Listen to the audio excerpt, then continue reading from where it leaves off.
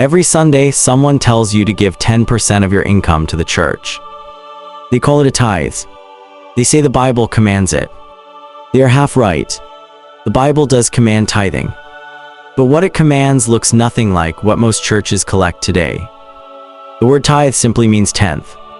1/10 of what you produce goes back to God. That much is accurate. But here is what almost never gets mentioned. In the Bible, the tithe was never money, not once. Deuteronomy chapter 14 is one of the clearest passages on tithing in the entire Old Testament.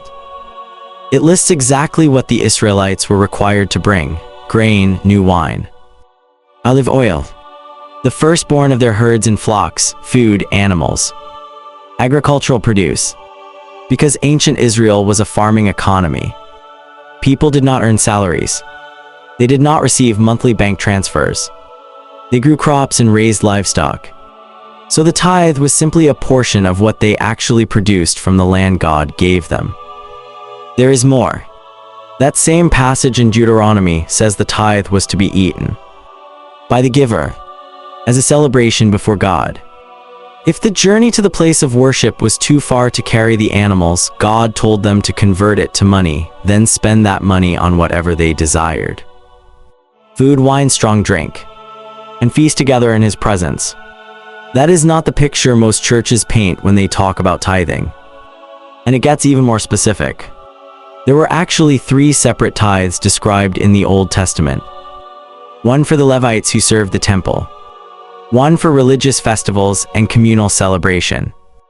One collected every 3 years specifically for the poor, the widow, the orphan, and the foreigner living among them.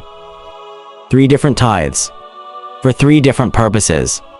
None of them a standing 10% salary deduction paid to a church building. Now the New Testament is even more striking. Jesus mentions tithing only twice in the Gospels. Both times He is not teaching people to tithe more faithfully.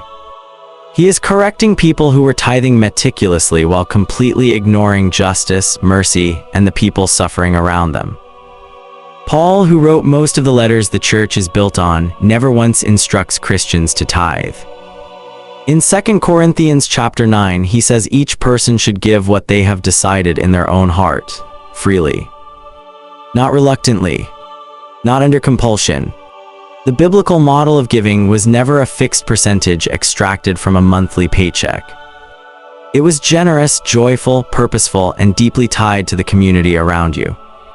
So the next time someone quotes the Bible to demand a 10% income tithe, ask them to show you exactly where it says that.